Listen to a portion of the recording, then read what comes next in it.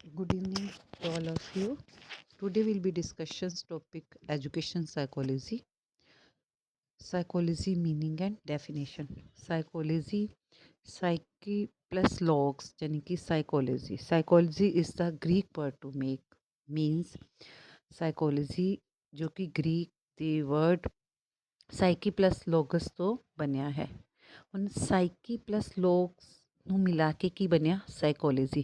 Psyche ਦਾ meaning ਕੀ ਹੈ ਸੋਲ mind and ਲੋਗੋਸ the meaning ਕੀ ਹੈ study ਤਾਂ ਫਿਰ ਅਸੀਂ ਕੀ ਕਹਾਂਗੇ ਕਿ ਸਾਈਕੋਲੋਜੀ ਕੀ ਹੈ ਮਾਈਂਡ ਆਫ ਸਟੱਡੀ ਜਾਣੀ ਕਿ ਮਾਈਂਡ ਦੀ ਸਟੱਡੀ ਇਸ ਦੇ ਲਈ ਜੋ ਸਾਈਕੋਲੋਜਿਸਟ ਸਨ ਉਹਨਾਂ ਨੇ ਇਸ ਦੀ 4 ਸਟੇਜਿਸ ਦੱਸੀ ਹੈ ਜਿਵੇਂ ਜਿਵੇਂ ਕੋਈ ਸਾਈਕੋਲੋਜਿਸਟ ਆਏ ਉਹਨਾਂ ਨੇ ਉਵੇਂ ਉਵੇਂ ਉਸ ਦੀ ਸਟੱਡੀ ਕੀਤੀ ਜਿਵੇਂ first stage study of soul first stage ਵਾਲੇ ਜੋ ਸਾਈਕੋਲੋਜਿਸਟ ਸਨ ਉਹ ਕੀ ਕਹਿੰਦੇ ਸਨ ਕਿ ਇਹ ਆਤਮਾ ਦਾ ਅਧਿਐਨ ਕਰਦੀ ਹੈ ਕੌਣ ਸਾਈਕੋਲੋਜੀ ਕਹਿੰਦੇ ਸਨ ਆਤਮਾ ਕੀ ਹੈ ਇਸ ਦਾ ਕੀ ਸਰੂਪ ਹੈ ਉਸ ਦੇ ਬਾਰੇ ਉਹ ਡਿਸਕ੍ਰਾਈਬ ਕਰਦੇ ਸਨ ਸੈਕਿੰਡ ਸਟੇਜ ਦੇ ਜੋ ਸਾਈਕੋਲੋਜਿਸਟ ਸਨ ਉਹ ਕੀ ਕਹਿੰਦੇ ਸਨ ਕਿ ਸਟੱਡੀ ਆਫ ਮਾਈਂਡ ਹੈ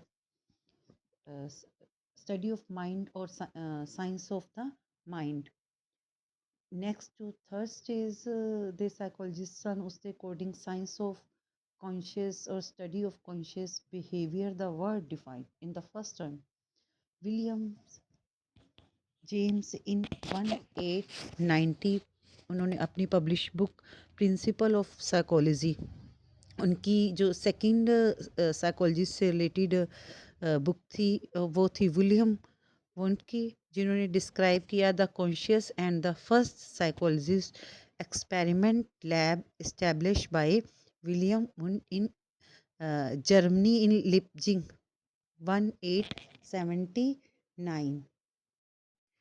ਮੀਨਸ ਥਰਡ ਸਟੇਜ ਦੇ ਵਿੱਚ ਇਸ ਨੂੰ ਕੀ ਕਿਹਾ ਗਿਆ ਇਸ ਦੇ ਥਰਡ ਪੜਾਅ ਦੇ ਵਿੱਚ ਇਸ ਨੂੰ ਸਾਇੰਸ ਆਫ ਕੌਨਸ਼ੀਅਸਨੈਸ ਔਰ study of the consciousness behaviour define ਕੀਤਾ ਹੈ ਕਹਿੰਦੇ ਕਿ ਇਹ ਫਸਟ ਟਰਮ ਕਿਸ ਨੇ ਦਿੱਤੀ ਤਾਂ ਇਹ ਵਿਲੀਅਮ ਜੇਮਸ ਨੇ ਕਹਿੰਦੇ ਕਦੋਂ ਦਿੱਤੀ 1890 ਦੇ ਕਰੀਬ ਉਹਨਾਂ ਨੇ ਆਪਣੀ ਇੱਕ ਬੁੱਕ ਪਬਲਿਸ਼ ਕੀਤੀ ਸੀ ਕਿਹੜੀ ਕਿ ਪ੍ਰਿੰਸੀਪਲ ਆਫ ਦਾ ਸਾਈਕੋਲੋਜੀ ਔਰ ਸੈਕਿੰਡ ਸਾਈਕੋਲੋਜਿਸਟ ਸਨ ਜੋ ਕਹਿੰਦੇ ਸਨ ਕਿ ਸਟੱਡੀ ਆਫ ਕੌਨਸ਼ੀਅਸ ਬਿਹੇਵੀਅਰ ਉਹ ਸਨ ਵਿਲੀਅਮ ਵੁੰਟ ਜਿਨ੍ਹਾਂ ਨੇ ਸਭ ਤੋਂ ਪਹਿਲੇ ਕੀ ਕੀਤਾ ਸੀ ਜਰਮਨੀ ਦੇ ਇੱਕ ਸ਼ਹਿਰ ਲਿਪਜਿੰਗ ਦੇ ਵਿੱਚ ਸਭ ਤੋਂ ਪਹਿਲੇ 1879 ਦੇ ਕਰੀਬ ਇਸ ਦੀ ਇੱਕ ਲੈਬ ਓਪਨ ਕੀਤੀ ਜਿਸ ਨੂੰ ਸਭ ਤੋਂ ਪਹਿਲੀ ਲੈਬ ਮੰਨਿਆ ਜਾਂਦਾ ਹੈ ਜਿਸ ਦੇ ਵਿੱਚ ਇਹ ਐਕਸਪੈਰੀਮੈਂਟ ਕੀਤਾ related to study of consciousness behaviour ਔਰ ਫੋਰਥ ਸਟੇਜ ਦੇ ਵਿੱਚ ਇਸ ਨੂੰ ਸਾਇੰਸ ਆਫ ਬਿਹੇਵੀਅਰ ਮੰਨਿਆ ਜਾਣ ਲੱਗ ਪਿਆ ਅਕੋਰਡਿੰਗ ਟੂ ਵਿਲੀਅਮ ਮੈਕਡੁਕਲ ਇਹਨਾਂ ਨੇ ਵੀ ਆਪਣੀ book establish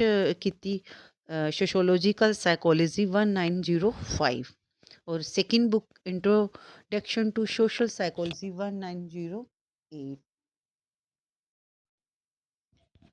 definition of the education psychology according to Skinner education psychology is that branch of the psychology which deal with teaching and learning ਸੰਬੰਧੀ ਜੋ ਐਜੂਕੇਸ਼ਨ ਰਿਲੇਟਿਡ ਬ੍ਰਾਂਚ ਮੰਨਦੇ ਹਨ ਉਹ ਸਕਿਨਰ ਮੰਨਦੇ ਹਨ according to Crow and Crow education psychology describe and explain the learning experience of an individual from birth through old age ਤਾਂ individual ਜਾਣੀ ਕਿ ਬਰਥ ਤੋਂ ਲੈ ਕੇ ਓਲਡ ਏਜ ਤੱਕ ਲਰਨਿੰਗ ਐਕਸਪੀਰੀਅੰਸ ਹੈ ਐਜੂਕੇਸ਼ਨ ਸਾਈਕੋਲੋਜੀ ਇਸ ਸੰਬੰਧੀ ਐਕਸਪਲੇਨ ਕ੍ਰੋ ਐਂਡ ਕ੍ਰੋ ਨੇ ਇਸ ਸੰਬੰਧੀ ਡਿਫਾਈਨ ਕੀਤਾ ਹੈ ਜੇ ਆਪਾਂ ਨੈਕਸਟ ਪੜ੍ਹੀਏ ਤਾਂ ਉਸ ਦੇ ਕੀ ਹਨ ਕੀ factor of the education psychology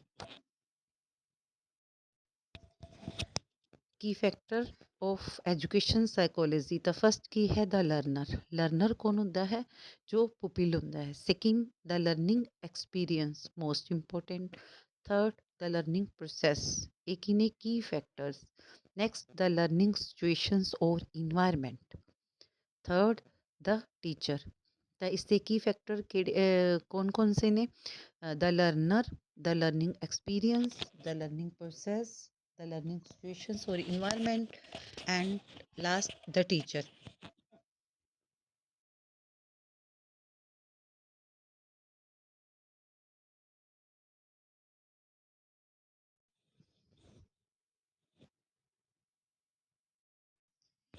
Main key factor of the education psychology: the learner, pupils.